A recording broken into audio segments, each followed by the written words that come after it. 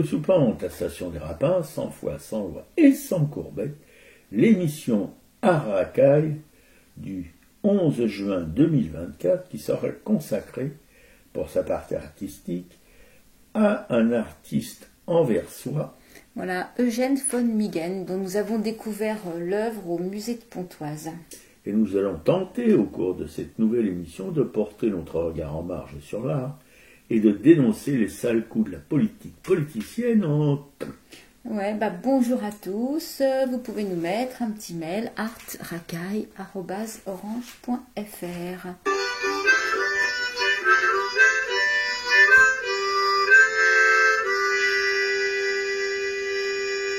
Adieu la vie, adieu l'amour, adieu toutes les femmes. C'est bien fini, c'est pour toujours de cette guerre infâme. C'est à Craonne sur le plateau qu'on va laisser sa peau. Car nous sommes tous condamnés, nous sommes les sacrifiés.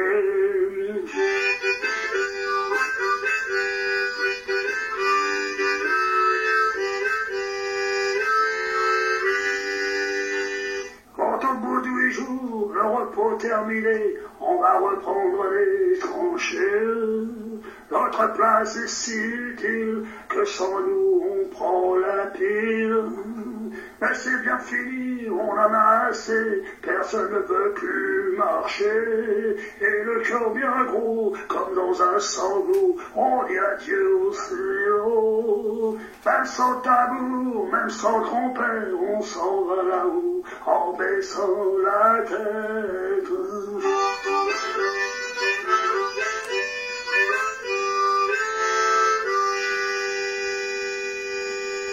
Adieu la vie, adieu l'amour, adieu toutes les femmes. C'est bien fini, c'est pour toujours de cette guerre infâme. C'est à Craonne sur le plateau qu'on va laisser sa peau. Car nous sommes tous condamnés, nous sommes les sacrifiés.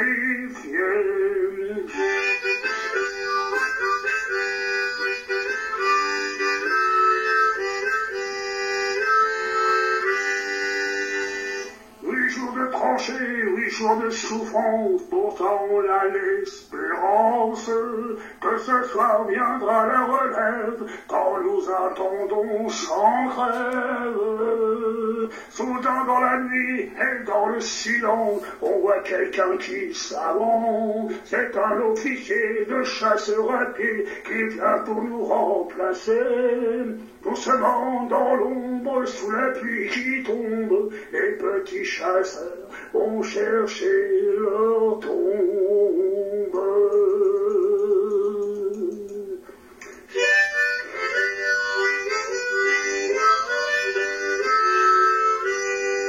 Adieu la vie, adieu l'amour, adieu toutes les femmes. C'est bien fini, c'est pour toujours de cette guerre infâme. C'est à Craonne sur le plateau qu'on doit laisser sa peau. Car nous sommes tous condamnés, nous sommes les sacrifiés.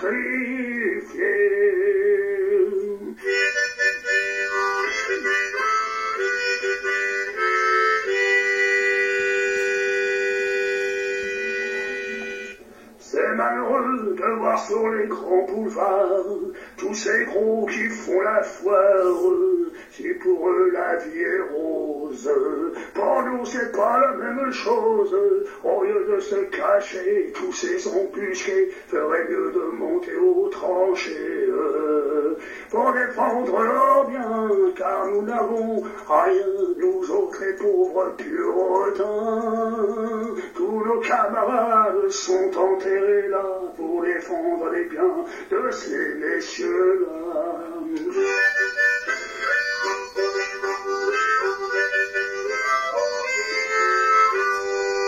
Ceux qui ont le pognon, ceux-là reviendront, car c'est pour eux qu'on on crève.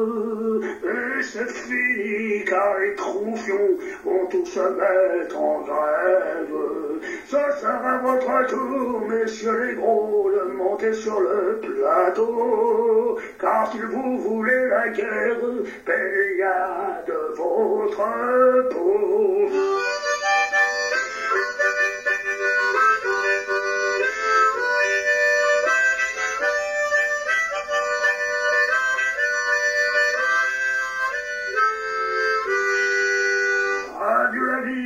Adieu l'amour, adieu toutes les femmes, c'est bien fini, c'est pour toujours de cette guerre infâme. C'est à Craonne sur le plateau qu'on doit laisser sa peau, car nous sommes tous condamnés, nous sommes les sacrifiés.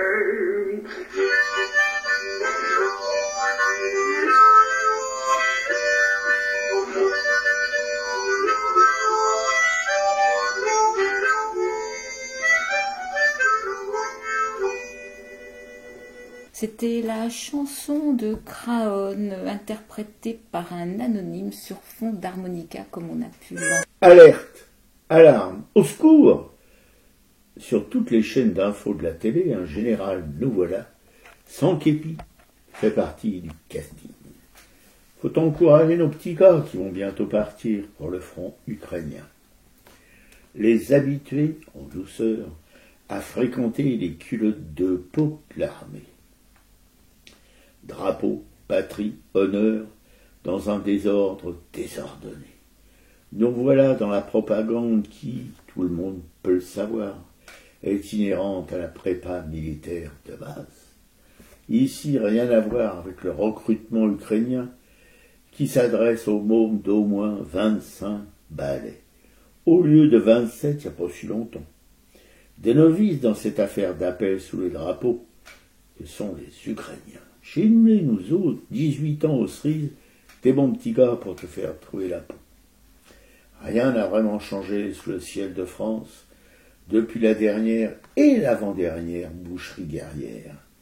Je pense pas que les politicards en toc qui croient nous gouverner ont une tête mieux faite que leurs potes d'avant.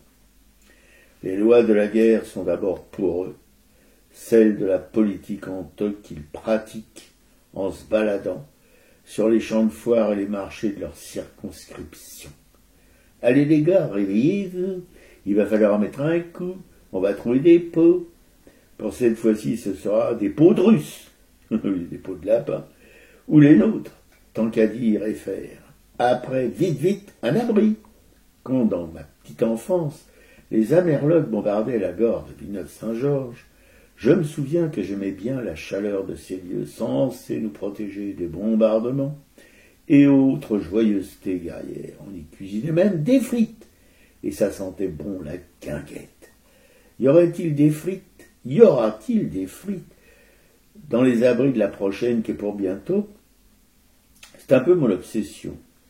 Il n'y a plus de guinguettes à cette heure, ou si peu, quelques-unes tout au plus. Guerre ou paix, sans elles, rien à battre.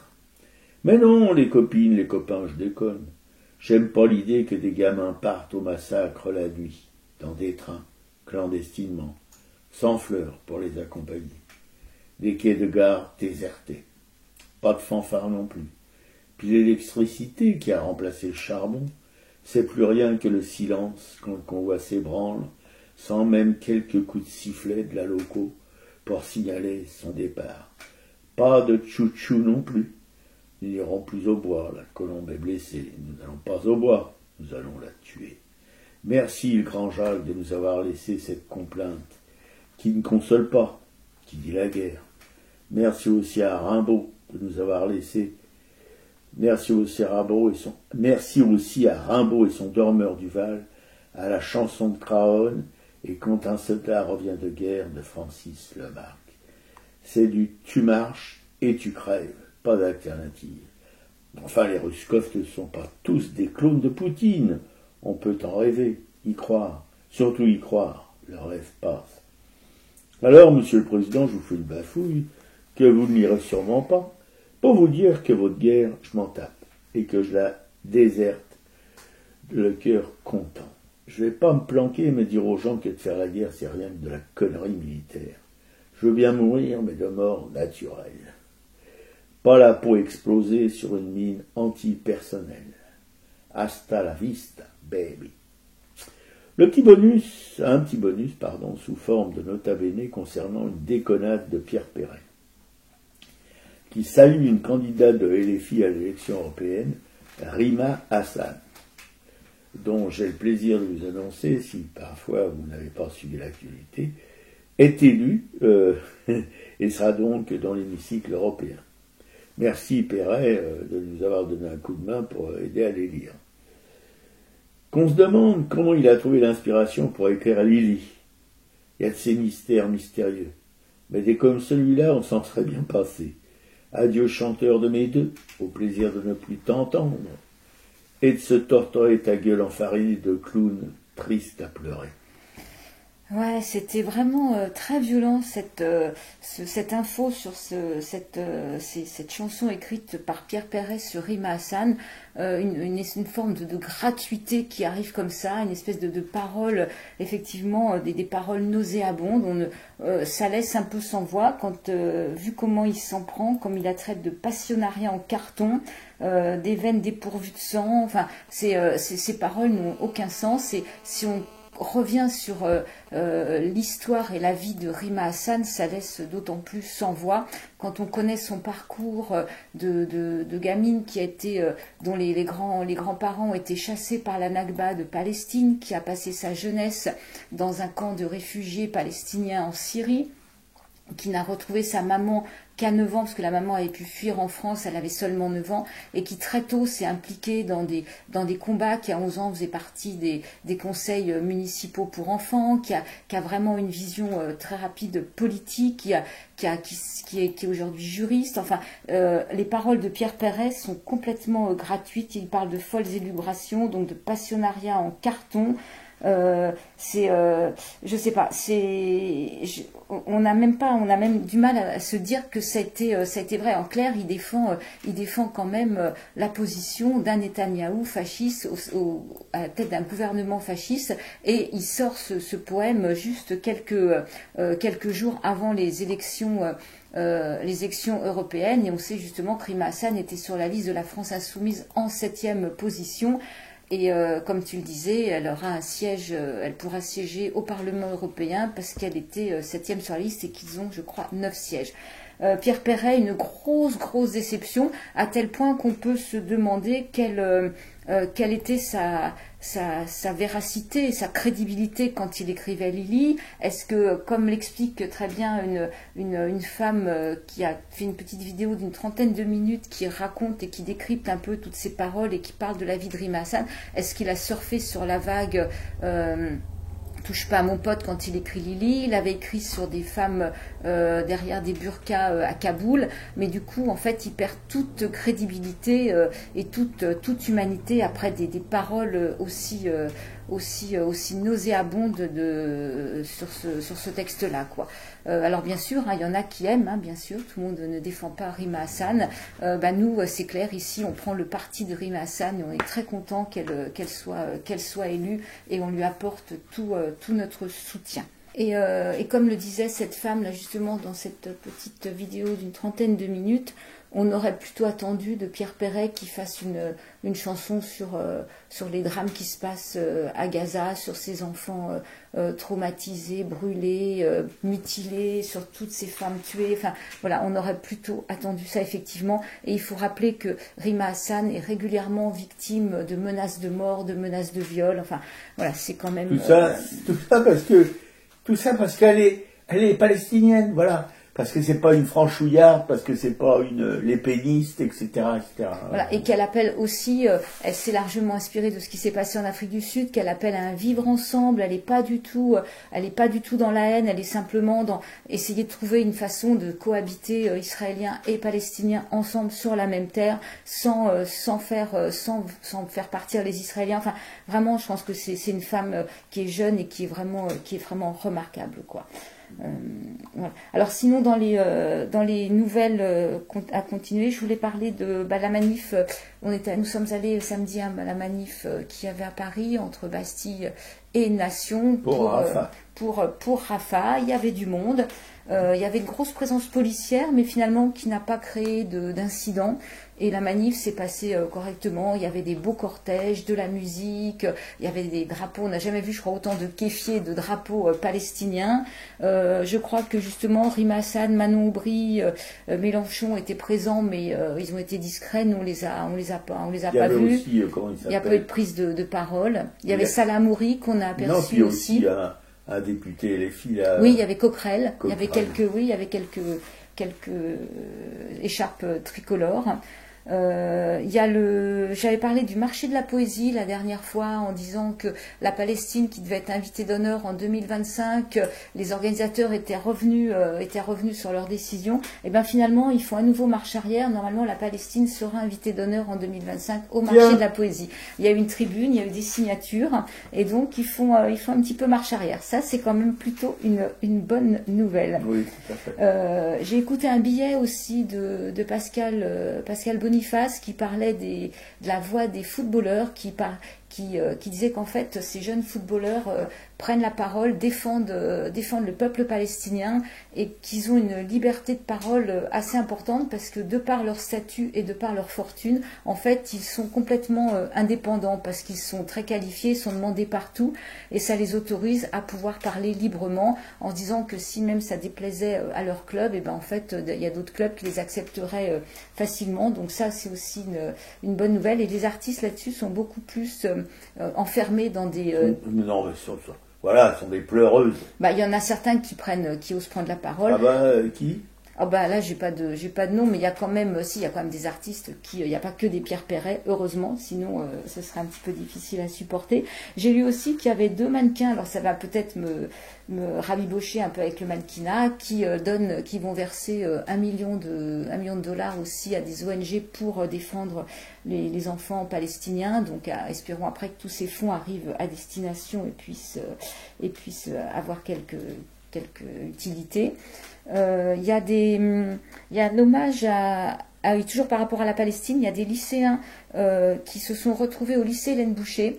Jeudi dernier, alors c'est pas que des lycéens d'Hélène Boucher, ça a été une coordination de lycéens qui avaient pris Hélène Boucher pour s'installer dans une salle et manifester d'une manière pacifique pour le soutien à la Palestine et à Gaza.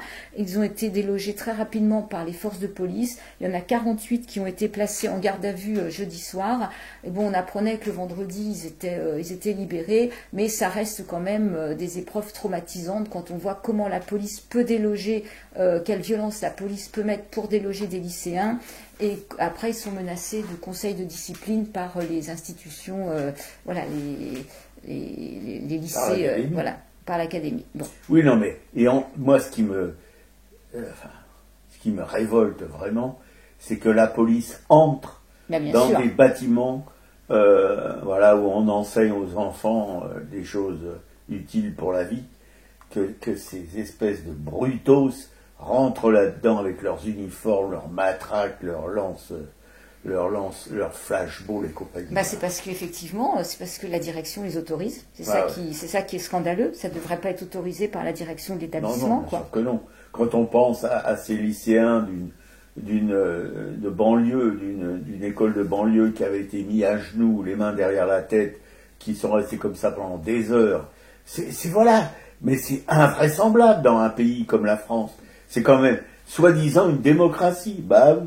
Mais il y a eu des étudiants qui ont pris, c'est pareil, qui se sont réfugiés dans un amphithéâtre à la Sorbonne, c'était la semaine dernière, et il y a Blast qui accompagnait ces étudiants, donc on les voit qui arrivent à rentrer, qui forcent un peu les vigiles, qui prennent un amphithéâtre simplement pour faire des réunions, voir comment ils peuvent agir, et là la police arrive, dans les 2 heures la police est là et commence à les déloger très violemment, et en fait à un moment c'est une policière qui voit qu'il y a Blast, journaliste, donc qui est en train de filmer, et là il y a l'attitude des policiers policiers qui changent complètement, qui les sort, c'est presque s'il il leur ouvre pas les portes et en leur donnant à boire. Et donc on voit vraiment un changement d'attitude de la police quand cette femme voit qu'ils sont filmés. Mais là c'est pareil, ils ont été emportés dans des commissariats, dans 2 commissariats différents, et un peu au hasard, certains auront des poursuites judiciaires et d'autres pas. Bon, les étudiants ont continué après à reprendre place, mobilisation dans la rue. Mais là, c'est pareil, on ne sait pas pourquoi, d'un coup, il y en a qui vont être poursuivis. Tout ça, c'est de l'intimidation. C'est-à-dire que, effectivement, ça peut fonctionner aussi. Parce que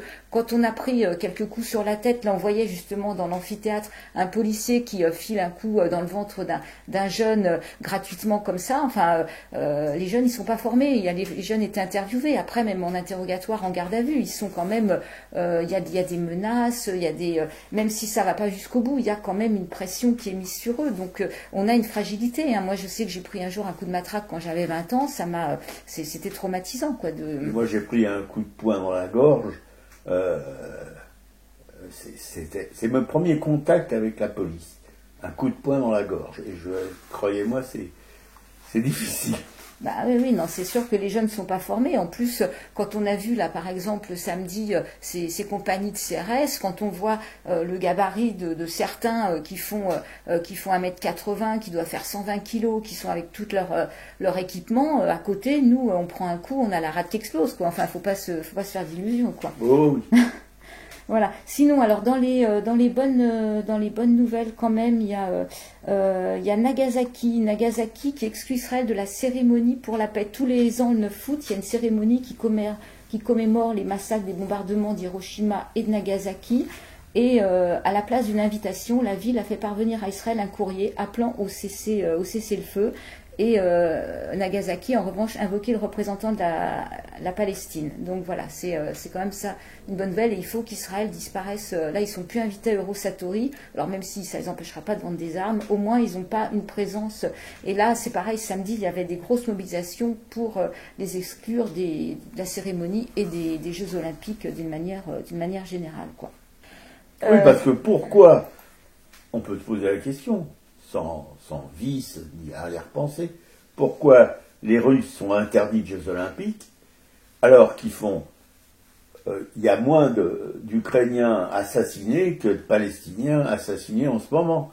Et les assassins israéliens vont aller aux Jeux Olympiques. Voilà, avec en toute légitimité. Tout ça, ça légitime effectivement un gouvernement génocidaire, quoi, et d'extrême droite, c'est sûr. Alors, triste nouvelle cette semaine, on a appris la mort d'Éric Hazan. Éric Hazan qui a été un fondateur des éditions de la Fabrique depuis 1998. Il vient de mourir. C'est quelqu'un qui était assez exceptionnel, qui était un chirurgien d'exception pendant la guerre au Liban. Il a été éditeur. En fait, il a hérité des éditions d'art Hazan qui étaient tenues par son père. Et c'était un militant, un écrivain indépendant, respectueux de l'indépendance des auteurs et des autrices qu'il éditait, avec conviction, sachant effectivement que leur livre ne cadrerait pas avec la doxa médiatique, et c'était comme Maspero, un homme engagé au service d'une pensée à contre-courant dans cet esprit de décolonisation d'après-guerre d'Algérie et des événements de mai 68. Là, je suis en train de lire une partie du communiqué qu'a fait l'UJFP sur son site. Et sur la question Palestine-Israël, il avait la même position que l'UJFP. Il portait une parole juive, puisque c'était ses origines, et en refusant le sionisme et ses conséquences désastreuses sur le peuple palestinien, dont il a soutenu le combat dès les premières heures. Voilà, je ne vais pas vous lire tout le communiqué, mais c'est un homme assez exceptionnel. Et là, il avait fait paraître en avril 2024, c'est un livre sur les soulèvements de la terre qui venait d'être publié. Donc je mettrai le lien sur la tribune également. Et dernier coup de gueule que j'avais envie de pousser, avant-dernier, parce que moi j'habite à Montreuil, il y a une ligne de métro qui va être prolongée, c'est la ligne 11 qui va permettre effectivement aux Montreuillois d'aller jusqu'à Romainville, les Lilas, ce qui est quand même plutôt une bonne nouvelle. Il y avait des gros travaux depuis, je crois, 7 ans. Et en fait, ce qui m'a laissé aussi par terre, c'est qu'il y a une des stations qui va s'appeler Serge Gainsbourg. Et aujourd'hui, qu'une station de métro puisse porter un tel nom, c'est aussi incompréhensible que la chanson de Perret. On comprend pas. Quand on sait aujourd'hui qui était Serge Gainsbourg, quel comportement il avait avec sa fille, quand on revoit. Alors bien sûr, c'était à l'époque, mais quand même, quand Charlotte Gainsbourg a 12 ans, qui lui fait chanter Lemon Incest, quand il fait le film Charlotte Forever, quand la violence qu'il a eue envers Jane Birkin a été dénoncée. Quand on sait qu'il a pu insulter aussi qu'il a pu insulter des femmes, c'était en 86 quand Michel Drucker lui présente Whitney Houston.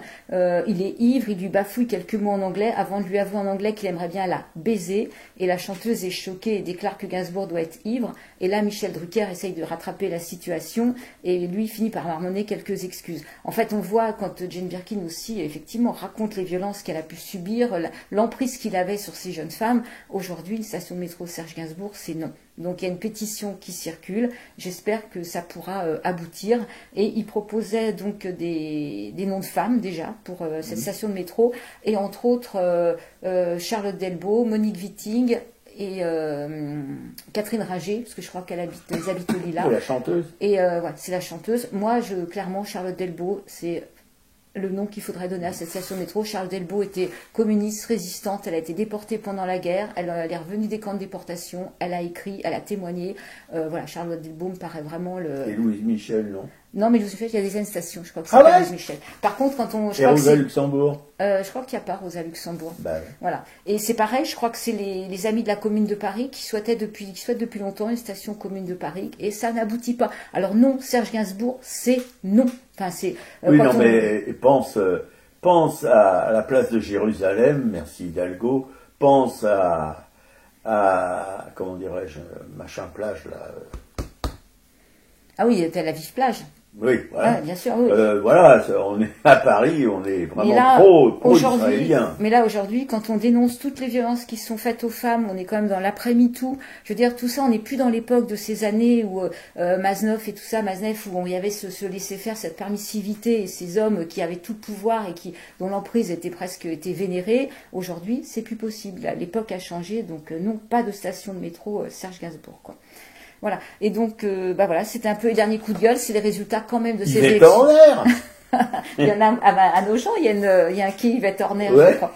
Et voilà, et le dernier coup de gueule, c'est quand même ces résultats catastrophiques des élections, de la victoire la victoire du dépendeur d'Andouille Bardella, qui s'adresse aux Français comme si c'était déjà président de la République, ouais. Marine Le Pen qui est prête à prendre le pouvoir, bon, et Macron qui dissout l'Assemblée nationale. On va voir ce que ça va donner. Tout ça, c'est quand même pas du joyeux, donc accrochons-nous aux bonnes nouvelles et à nos amis et à tout ce qui peut nous mettre un peu de joie aujourd'hui. Nous qui n'avons pas d'histoire, depuis la nuit des temps, les femmes, nous sommes le continent noir, debout, femmes esclaves, et brisons nos entraves, debout, debout, debout, asservis, humiliés, les femmes, achetées, vendues, violées, dans toutes les maisons, les femmes, hors du monde reléguées, debout, femmes esclaves, et brisons nos entraves.